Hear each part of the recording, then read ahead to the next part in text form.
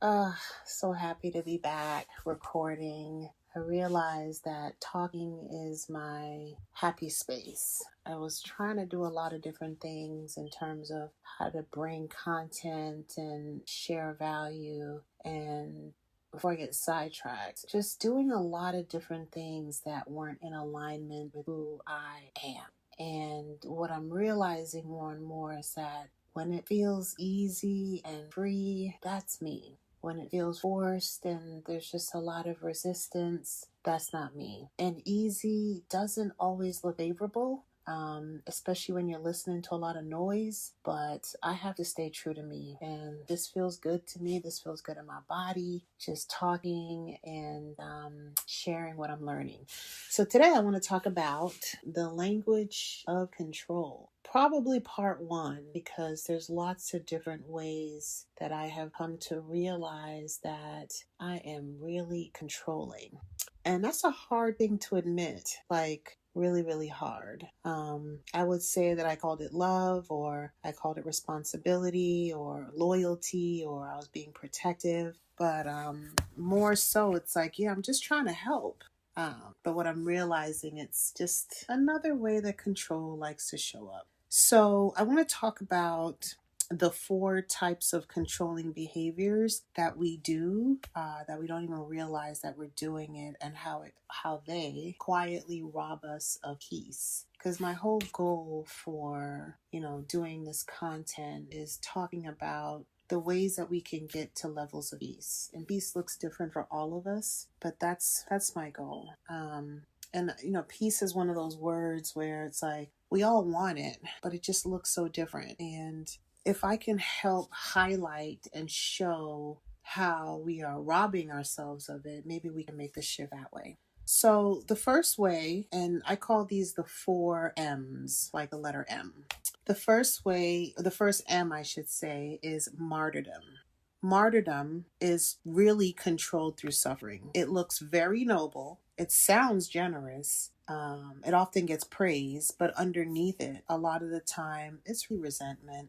It's just over responsibility.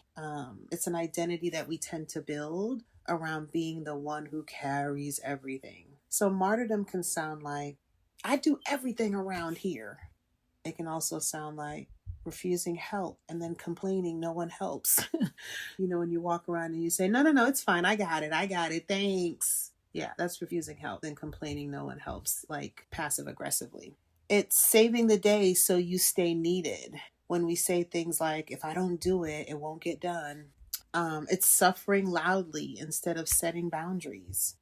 It's keeping score. I know I did that a lot. I would say things like, after all I've done for you. It's staying in situations that drain you so you can say you tried. When you say things like, I'm the only one who ever really shows up around here. It's calling self-abandonment love.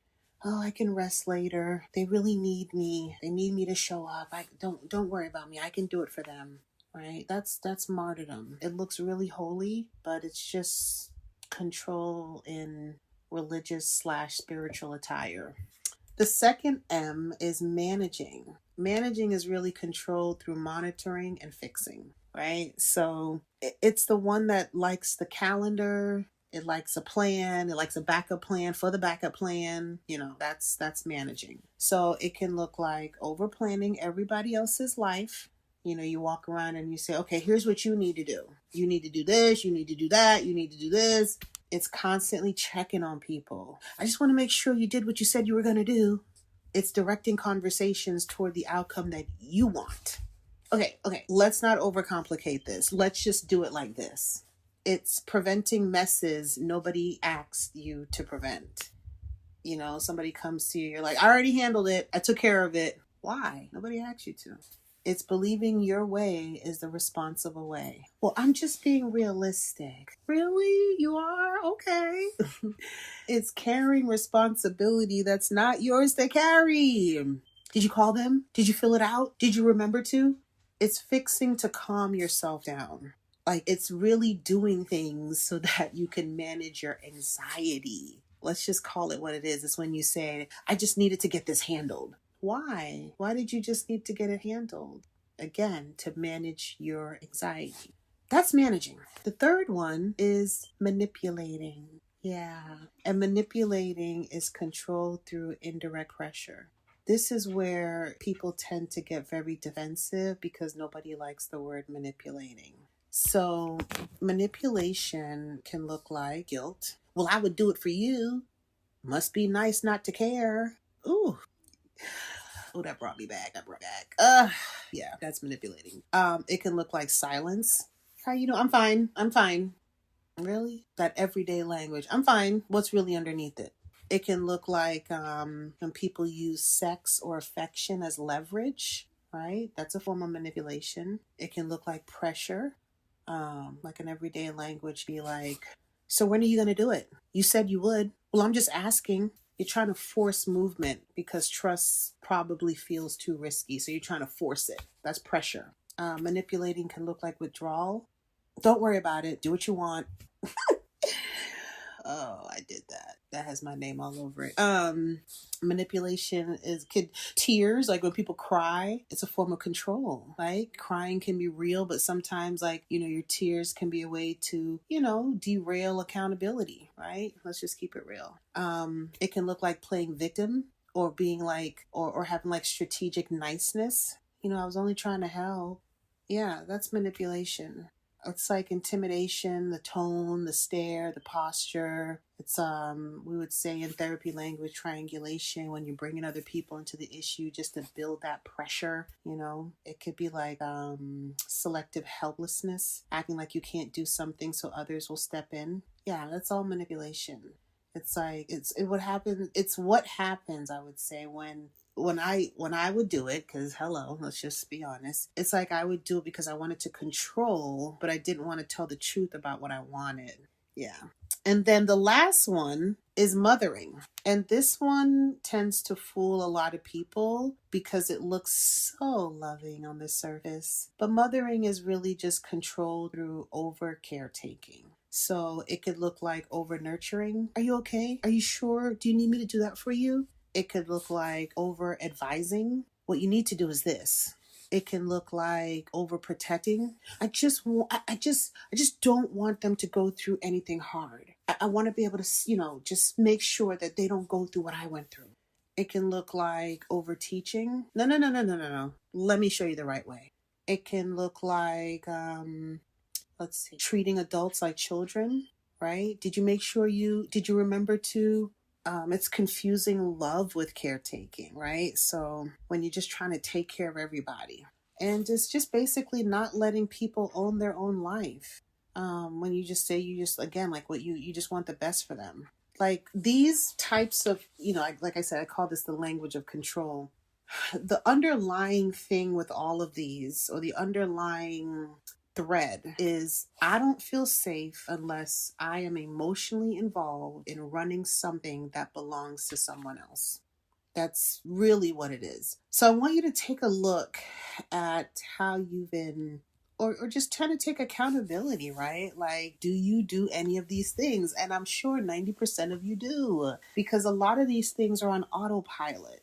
A lot of these behaviors are just ways that, especially if you had a really rough upbringing and you didn't have a lot of control in your life, you tend to want to control your outcome. It's a natural way that, the body, the brain, the mind wants to keep you protected.